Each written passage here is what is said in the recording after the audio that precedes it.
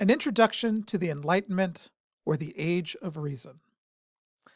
As America moved from its Puritan origins into the Enlightenment or Age of Reason, we find some evolving ideas.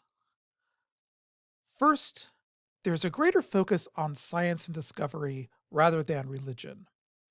There is a new belief that truths to the world or life can be fathomed through exploration and thought. No longer are there mysteries or God's hand intervening at every turn. People also believe that there's a natural order to all things that can be fathomed or learned, that there is a harmonious universe that proclaims the beneficence of God. We just have to explore and discover what that is.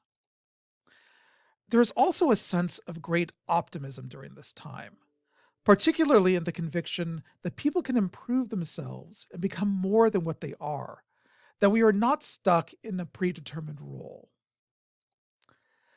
There is also a decrease in religious fervor as the focus becomes more on the nature of human beings than on theology.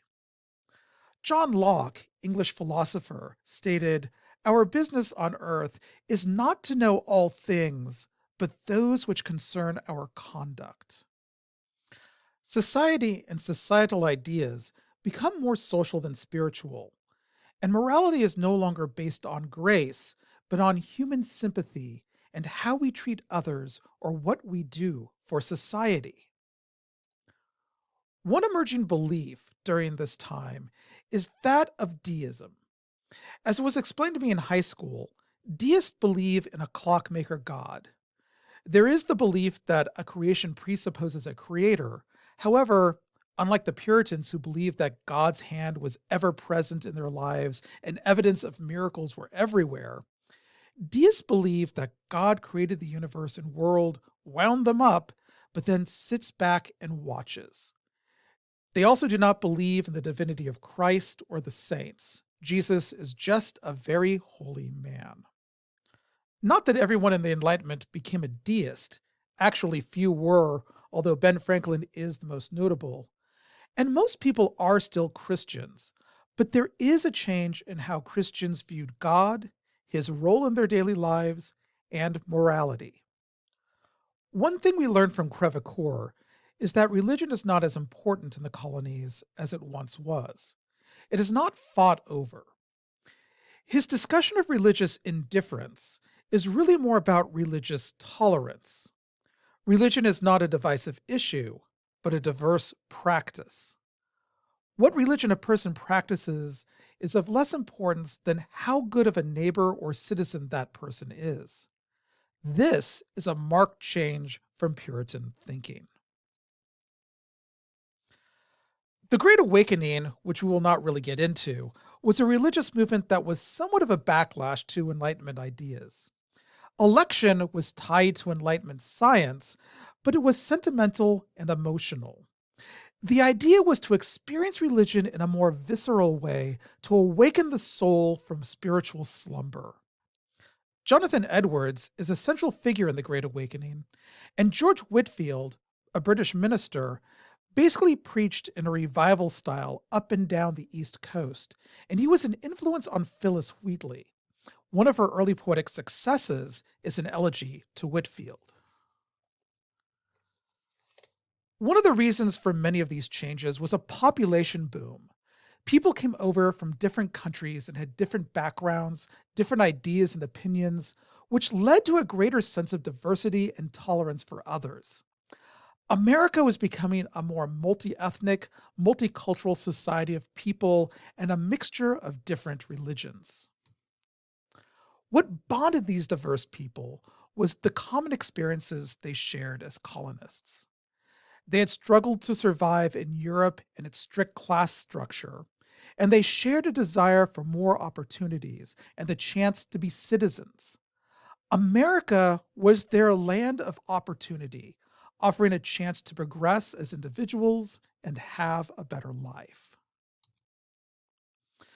Changes from Puritanism to the Age of Reason. During the Puritan era with Calvinistic beliefs, the focus was largely on faith and fate. People held the belief that human nature was inevitably flawed, Humans live in a state of sinfulness or frailty and have an innate depravity. There's also the belief that people are born with innate ideas of good and evil. The basis for a moral life is God's grace. And there was a sense of predestination that the outcome of our lives is predestined. In the Enlightenment, the focus shifts from faith to reason. Human beings are seen as naturally good, and people don't dwell on the fall or the incarnation. The mind was thought to be a blank tablet or tabula rasa on which one's experiences are inscribed. The basis for a moral life becomes human sympathy, how we treat others. And individuals have the power to control their own spiritual destiny versus predestination. What we do and how we act will ultimately determine our outcome.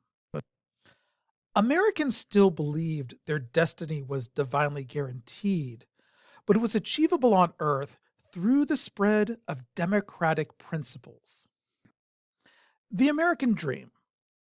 While there are different ways to think of the American dream, during this time it really related to material success, the idea that one could go from rags to riches. Such ideas of social progress are related to the ideals of the Enlightenment and largely come from Enlightenment thought, particularly the ideas that human beings can improve and that there may be moral regeneration. The American dream, however, has its seeds in the Puritan work ethic, as in order to achieve the American dream, one must work hard. This is one way we see the continuation of Puritan ideas, but transformed into social behaviors. Rather than working hard to be successful and prove you are in God's graces, one works hard to be successful, making one a better citizen and neighbor. One brief note on terminology. During this time, or at least in many of our readings, particularly Franklin and Crevecoeur, the term industry means hard work.